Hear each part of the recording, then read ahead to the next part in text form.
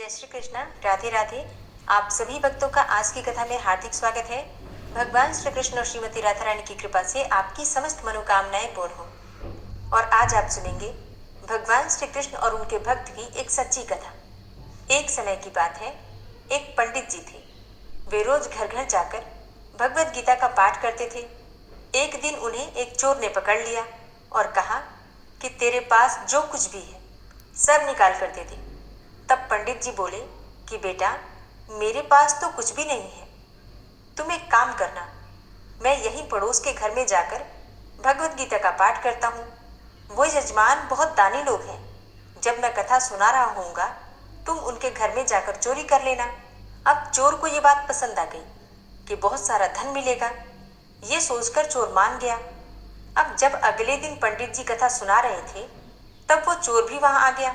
तब पंडित जी बोले कि यहाँ से मीलों दूर एक गांव है वृंदावन।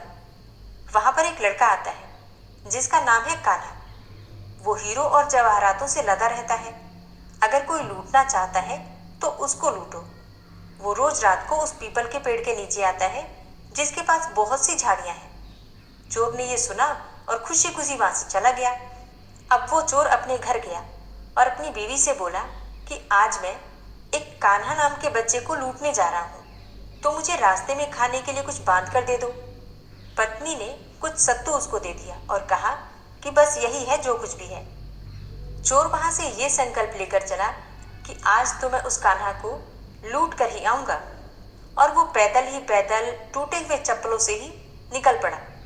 रास्ते में कान्हा कान्हा का नाम लेते हुए वो अगले दिन शाम को वहां पहुंचा जो जगह उसे पंडित जी ने बताई थी। अब वहां पहुंचकर उसने सोचा कि अगर मैं यहीं सामने खड़ा हो गया तो बच्चा तो मुझे देखकर ही भाग जाएगा, तो मेरा यहाँ आना बेकार हो जाएगा। इसलिए उसने सोचा कि क्यों ना पास वाली झाड़ियों में ही छिप जाऊं। अब वो जैसे ही झाड़ियों में घुसा, झाड़ियों के कांटे उसे चुभने लगे। उस समय उसके मुंह से एक ही आवाज आई, कान्हा कान्हा।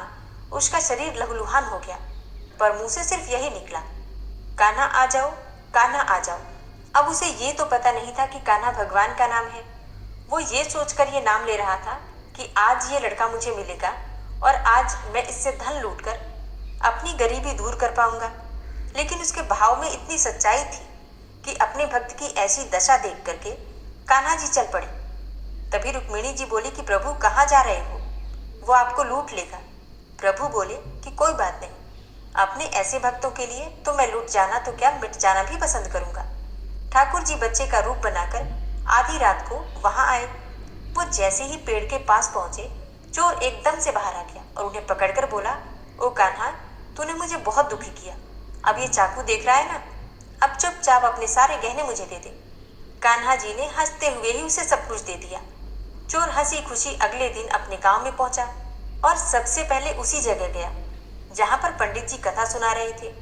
जितने भी गहने थे वो चोरी करके जो लाया था, उनका आधा उसने पंडित जी के चरणों में रख दिया।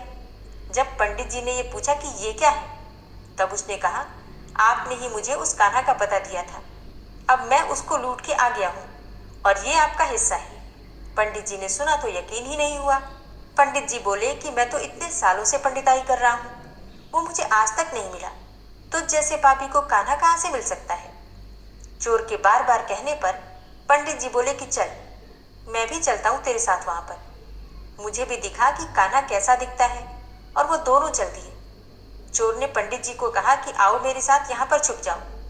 दोनों का शरीर लहूलुहान हो गया। झाड़ियों में कांटे बहुत थे और वहां पर छुपकर दोनों के शरीर में कांटे लगे, जिससे कि पूरा शरीर लहूलुहान हो गया और मुंह से बस एक ही आवाज निकली, कान्हा कान्हा आ जाओ।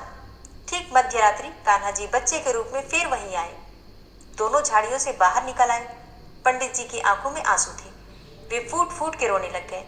चोर के चरणों में गिर गए और बोले कि हम जिसे आज तक देखने के लिए तरसते रहे, जो आज तक लोगों को लूटता आया है, तुमने उसे ही लूट लिया।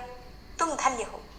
आज तुम्हारी वजह से मुझे भी कान्हा के दर्शन हुए हैं। तुम धन्य हो। ऐसा है हमारे कान्हा का प्यार अपने सच्चे भक्तों के लिए। जो उसे सच्चे दिल से पुकारते हैं तो वो भागे भागे चले आते हैं। रामचरितमानस में आपने पढ़ा भी होगा, भाव कुभाव अनक आलस हो। किसी भी विधि से भगवान का नाम लिया जाए, चाहे सच्चे मन से या फिर बिना किसी विचार के, बिना किसी भाव के, अनायास भी, आलस्य में भी अगर ईश्वर का नाम लिया जाता है तो भी ईश्वर प्रसन्न हो जाते हैं। बस हमारा मन सच्चा होना चाहिए। और अब प्रेम से कहिए जय श्री राधे। और आज आप सुनेंगे पौष मास की कथा का चौथा अध्याय। और पौष मास की कथा में आजकल आप सुन रहे हैं भगवान श्री राम की अत्यंत प्रिय नगरी अयोध्यापुरी के बारे में। अयोध्यापुरी का महत्व क्या है और अयोध्यापुरी में जो तीर्थ स्थल हैं वो कब स्थापित हुए, किस प्रकार से स्थापित हुए, इनके संबंध में जितनी भी पौराणिक कथाएं हैं वो सभी पौराणिक और अत्यंत ज्ञानवर्धक रोचक कथाएं पौष मास की कथा के माध्यम से आप लोग सुन रहे हैं। यहाँ मैं एक चीज जरूर कहना चाहूंगी, ईश्वर का धन्यवाद करना चाहूंगी कि आप सब लोग जो मुझसे जुड़े हुए हैं और प्रतिदिन ये कथाएं सुनते हैं, वीडियो को लाइक करते हैं, इतने प्यारे प्यारे कमेंट्स करते हैं, जिसकी वजह से मेरा भी उत्साह बढ़ता है और इस कथा को मैं आप तक पहुंचा पा रही हूँ। तो इस सब के लिए जितना धन्यवाद मैं ईश्वर को करती हूँ उतना ही आप सबको भी कर रही हूँ। और अब आप लोगों का और समय न लेते हुए आज की कथा का प्रारंभ करती हूँ। और जिन भक्तों ने इससे पहले की कथाएं नहीं सुनी है, आज की कथा को सुनने के बाद पहले की कथा भी जरूर सुन लीजिए। इससे आपको आज की कथा समझने में आसानी होगी। कल की कथा में आपने सुना जब चंद्रमा ने भगवान की एक अर्चा विग्रह की स्थापना की और उस अर्चा विग्रह का नाम अपने और भगवान के नाम पर एक साथ मिलाकर रखा, जिसका नाम हुआ चंद्रहरि। तो चंद्रहरि के स्थान से अग्निकोण में भगवान धर्महरि के नाम से विराजमान है, जो कलयुग के समस्त पापों का नाश करने वाले हैं। प्राचीन काल में वेद और वेदांगों के तत्व के तथा अपने वर्णाश्रमोचित कर्म में तत्पर धर्म नाम का एक ब्राह्मण तीर्थ यात्रा करने की इच्छा से अयोध्यापुरी में आए और बड़ी श्रद्धा के साथ यहाँ के प्रत्येक तीर्थ में घूमते रहे। अयोध्या का अनुपम महात्म्य देखकर उन्हें बड़ा आश्चर्य हुआ और उन्होंने बड़े हर्ष के साथ ये उद्गार प्रकट किया, अहो, अयोध्या के समान दूसरी कोई पुरी नहीं दिखाई देती। जहाँ साक्षात भगवान विष्णु निवास करते हैं उसकी किससे उपमा हो सकती है। अहो, यहाँ के सब तीर्थ भगवान विष्णु का लोक प्रदान करने वाले हैं। ऐसा कहकर ब्राह्मण ने आनंद में मग्न होकर बहुत नृत्य किया। अयोध्या का विशेष महात्म्य देखकर जब धर्म नृत्य कर रहे थे उस समय पीतांबरधारी भगवान विष्णु उन पर कृपा करके प्रकट हुए। धर्म ने भगवान को प्रणाम करके आदर पूर्वक उनका स्तवन किया। धर्म बोले, क्षीर सागर में निवास करने वाले आपको नमस्कार है। शेषनाग की शैया पर शयन करने वाले श्रीहरि को नमस्कार है। भगवान शंकर जिनके दिव्य चरणारविंदों का स्पर्श करते हैं उन भगवान विष्णु को नमस्कार है। जिनके उत्तम चरण भक्तिभाव से पूजित हैं उन भगवान को नमस्कार है। ब्रह्मा आदि के प्रियतम आप श्री नारायण को नमस्कार है। शुभ अंग तथा सुंदर नेत्रों वाले भगवान लक्ष्मीपति को बार बार नमस्कार है। जिनके चरण कमल के समान सुंदर हैं उन भगवान को नमस्कार है।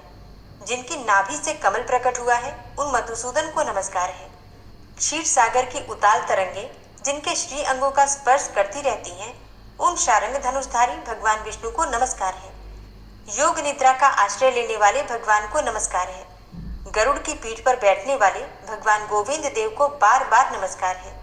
जिनके केश, नासिका तथा ललाट सब सुंदर हैं उन भगवान चक्रपाणि को नमस्कार है। सुंदर वस्त्र तथा मनोहर श्याम वर्ण वाले भगवान श्रीधर को बार बार नमस्कार है। सुंदर भुजाओं वाले आप श्रीहरि को नमस्कार है। मनोहर जंघा वाले आपको नमस्कार है। सुंदर वस्त्र, सुंदर दिव्य वेश और सुंदर विद्या वाले आप भगवान गदाधर को नमस्कार है। शांत स्वरूप वामन रूपधारी केशव को बार बार नमस्कार है। जिन्हें धर्म प्रिय है उन पीतांबरधारी आप भगवान विष्णु को नमस्कार है। धर्म के द्वारा स्तुति की जाने पर संपूर्ण जगत के स्वामी भगवान लक्ष्मीपति ने प्रसन्न होकर कहा, धर्म, मैं तुम्हारे इस स्तोत्र से बहुत प्रसन्न हूँ। उत्तम व्रत का पालन करने वाले धर्मज्ञ धर्म, जो तुम्हारे मन को प्रिय हो ऐसा कोई वर मांगो। जो मनुष्य इस स्तोत्र द्वारा मेरी स्तुति करेगा वह समस्त कामनाओं को प्राप्त कर लेगा। तब धर्म बोले, हे भगवान, हे देव देव जगतपते, हे जगत गुरु, यदि आप मुझ पर प्रसन्न हैं तो मैं यहाँ आपकी स्थापना करूंगा। भगवान ने कहा, एवमस्तु।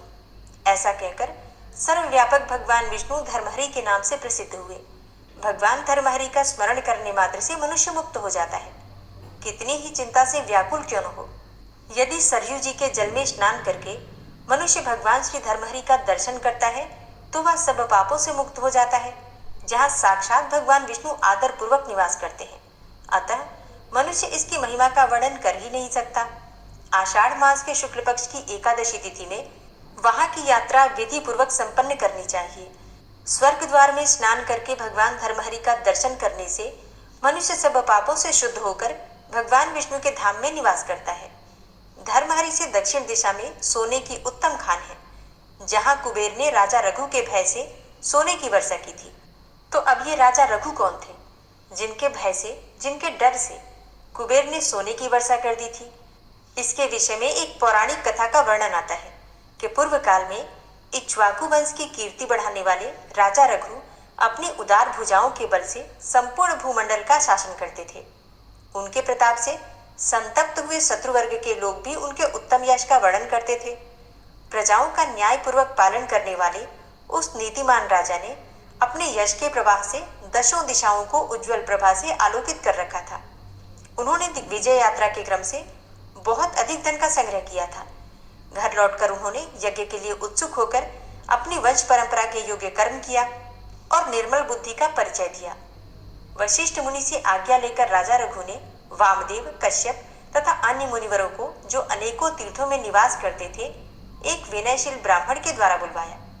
प्रज्वलित अग्नि के समान तेजस्वी उन सब मुनियों के वहां उपस्थित होने का समाचार पाकर शत्रु विजयी महायशस्वी रघु स्वयं ही राजमहल से बाहर निकले और उन सबके सामने नतमस्तक होकर यज्ञ की सिद्धि के लिए यह धर्मयुक्त वचन बोले। मुनिवरों, मैं यज्ञ करना चाहता हूँ, इसके लिए आप मुझे आज्ञा प्रदान करें। तब मुनि बोले, हे राजन, विश्वजित नामक यज्ञ सब यज्ञों में उत्तम है। इस समय उसी का यत्नपूर्वक अनुष्ठान कीजिए। तब राजा ने अनेकों प्रकार की सामग्रियों से परम मनोहर प्रतीत होने वाला यह विश्व दिग्विजय अर्थात विश्वजित नामक यज्ञ किया। Christmas tree from Big Basket. Get Christmas trees, decorations and more in 10 minutes. Shop now. जिसमें सर्वस्व की दक्षिणा दे दी जाती है। सर्वस्व अर्थात सब कुछ, जो भी राजा के पास है, संपूर्ण ऐश्वर्य, धन, दौलत सब कुछ दक्षिणा में ही दे देंगे। तो इस यज्ञ को प्रारंभ किया राजा ने। अब नाना प्रकार के दान से उन्होंने मुनियों को संतोष और हर्ष प्रदान किया और ब्राह्मणों को अत्यंत आदरपूर्वक सर्वस्व दान कर दिया। वे सब ब्राह्मण जब राजा द्वारा पूजित होकर अपने अपने घरों को चले गए तथा प्रणाम आदि से सत्कृत हुए मुनि भी अपने आश्रम को पधारे, तब वे सदाचारी राजा रघु विधि पूर्वक किए हुए उस यज्ञ से बड़ी शोभा पाने लगे। इसी समय विश्वामित्र मुनि के शिष्य एवं संयमी पुरुषों में श्रेष्ठ कौत्स गुरु की दक्षिणा के लिए राजा को पवित्र करने के लिए आए। अब उनको यहाँ आया हुआ जानकर राजा रघु बड़े आदर से उठे और विधि पूर्वक उनका पूजन किया। राजा ने मिट्टी के पात्रों द्वारा ही कौत्स मुनि का पूजन कार्य संपन्न किया, क्योंकि अपना सर्वस्व तो उन्होंने ब्राह्मणों को ही दान कर दिया था, दक्षिणा में ही दे दिया था। तो अब उनके पास मिट्टी के पात्र थे, तो मिट्टी के पात्रों से ही उन्होंने कौत्स मुनि का पूजन कार्य किया। फिर कौत्स मुनि ने कहा, हे राजन, आपका अभ्युदय हो। इस समय मैं अन्यत्र जाता हूँ, क्योंकि आपने तो पहले ही अपना सर्वस्व दक्षिणा में ही दे डाला है। तो मैं गुरु जी को धन देने के लिए धन मांगने के लिए आया था, किंतु आपके पास तो धन का अभाव है, इसलिए आपसे धन नहीं मांगता, आपसे धन की याचना नहीं करता। मुनि के ऐसा कहने पर शत्रु विजयी रघु ने क्षण भर को कुछ विचार किया, फिर अत्यंत विनय से हाथ जोड़कर कहा, भगवन, मेरे महल में एक दिन ठहरिए, बस एक दिन। तब तक मैं आपके धन के लिए कुछ विशेष प्रयत्न करता हूँ। अब उदार बुद्धि वाले राजा रघु ने यह परम उदारतापूर्ण वचन कहकर धनाध्यक्ष कुबेर को जीतने की इच्छा से प्रस्थान किया। कुबेर जी ने उन्हें आते देखकर संदेश भेजकर उनके मन को संतुष्ट किया और अयोध्या में ही सुवर्ण की अक्षय वर्षा की। जहां वह वर्षा हुई थी, वहां सोने की उत्तम खान बन गई। कुबेर की दी हुई वह सोने की खान राजा ने मुनि को दिखलाई और उन्हें समर्पित कर दी। मुनीश्वर कौत्स ने भी गुरु के लिए जितना धन आवश्यक था, उतना धन आदरपूर्वक ले लिया और शेष सारा धन राजा को ही निवेदन किया और कहा, हे राजन, तुम्हें अपने कुल के गुणों से संपन्न सत्पुत्र की प्राप्ति हो और यह जो सुवर्ण की खान है वह मनोवांछित फल देने वाली हो। यहाँ सब पापों का अपहरण करने वाला उत्तम तीर्थ हो जाए। वैशाख मास के शुक्ल पक्ष की द्वादशी तिथि को यहाँ की वार्षिक यात्रा हो और उसमें मेरे कथनानुसार लोगों को अनेकों प्रकार के अभीष्ट फल की प्राप्ति हो। इस प्रकार राजा को वर देकर संतुष्ट चित्त वाले कौत्स मुनि अपना कार्य सिद्ध करने के लिए उत्कंठा पूर्वक गुरु के आश्रम पर चले गए। जय श्री राम। आज की कथा का यहीं पर समापन करते हैं। इसके आगे का वृतांत आप कल की कथा में सुनेंगे। श्री राधा कृपा कटाक्ष स्तोत्र। मुनीन्द्र वृंद वंदिते त्रिलोक शोक हारिणी प्रसन्न वक्त्र पंकजे निकुंज भूविलासिनी व्रजेन्द्र भानुनंदिनी व्रजेन्द्र सूनु संगते कदा करिष्यसि मां कृपा कटाक्ष भाजनम्। अशोक वृक्ष वल्लरी वितान मंडप स्थिते प्रवाल बाल पल्लव प्रभारुणान्द्रि कोमले वराभय स्फुरत्करे प्रभूत संपदालये कदा करिष्यसि मां कृपा कटाक्ष भाजनम्।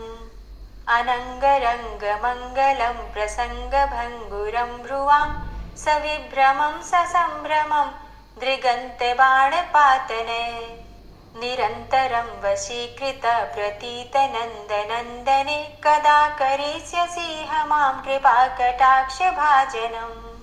तडित्सुवर्ण चंपक प्रदीप्त गौर विग्रहे मुख प्रभा परास्त कोटि शारदेन्दु मंडले विचित्र चित्र संचर चकोर शावलोचने कदा करिष्यसि मां कृपा कटाक्ष भाजनम्।